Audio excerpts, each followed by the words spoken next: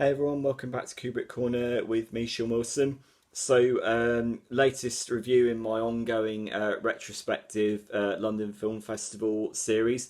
Today I'm going to be touching on Nomadland, which is the new movie from Chloe Zhao, who directed the remarkable 2018 film The Rider, which crisscrossed fiction and documentary to really spellbinding effect, and who is now part of the MCU. She's now just directed Eternals with the likes of Angelina Jolie and Kamal Nanjiani. We wait to see what that's going to turn out like. So, for the time being, she has made another film that is very much not about the special effects and spectacle and costumes and comic book mythology. She has made another really affecting movie in the form of Nomadland, and coaxed another extraordinary performance from Frances McDormand. I mean, if you thought Frances McDormand couldn't get any better after Three Billboards Outside Ebbing, Missouri, for which she won an Oscar, blimey, just wait until you see this.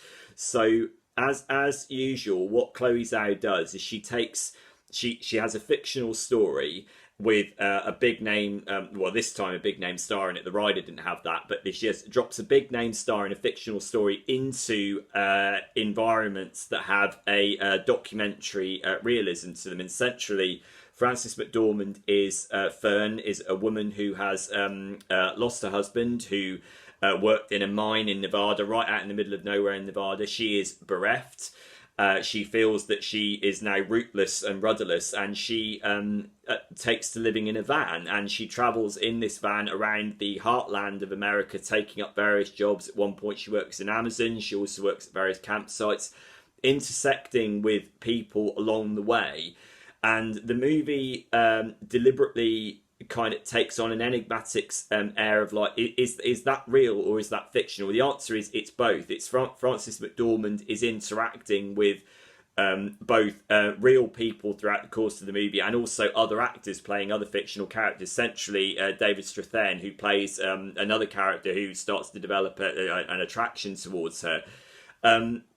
And it's a really quite remarkable film. It's had ecstatic reviews already. It's largely being seen as the Oscar frontrunner. Personally, I would say, for my money, One Night in Miami ought to be that. But this is really great.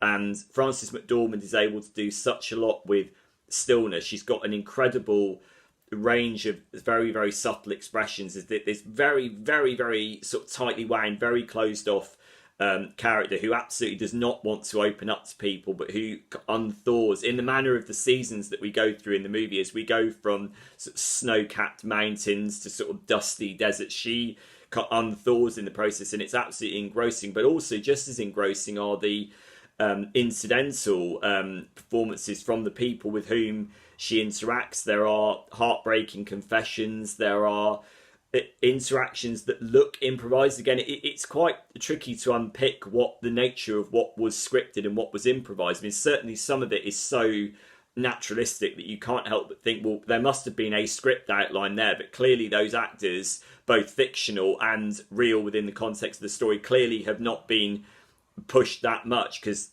such is the level of authenticity that I don't believe for 1 minute that is actually words off a page. But that is the beauty of it. And what it does is it gets to the heart of what is a very melancholy story, which is what happens when you're compelled to live off the grid. Why should living off the grid bring you more liberation? What does it mean when you liberate yourself from a life of debt and mortgages and taxes? Like, what are the advantages that come with that? What are the downsides of it? There is one scene where Frances McDormand is forced to go back and briefly rely on her sister's charity. Her sister has a husband, a house, and she belongs to very much another world from which Frances McDormand has removed herself.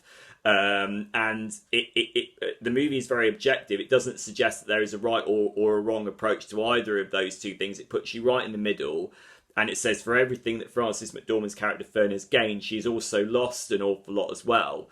And the indignities of living in a van or present themselves on many occasions. But it's also got a very mythical, archetypal feel to it. The idea is that these nomads who variously travel around in vans, and there are congregations, there are societies of nomads who have developed and who look out for each other.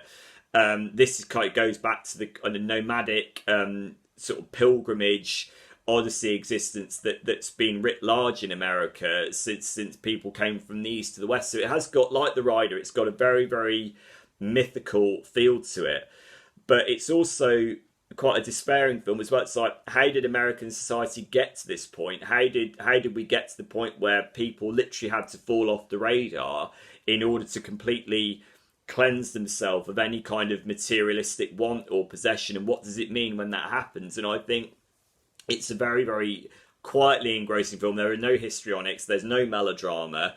It's very, very contained, like The Rider was, and I think that's to its strength, because I think there's nothing worse than mawkishness and overblown, insincere emotion. You don't get that here. I mean, Frances McDormand's performance is very, very controlled, and it's all the more powerful for it.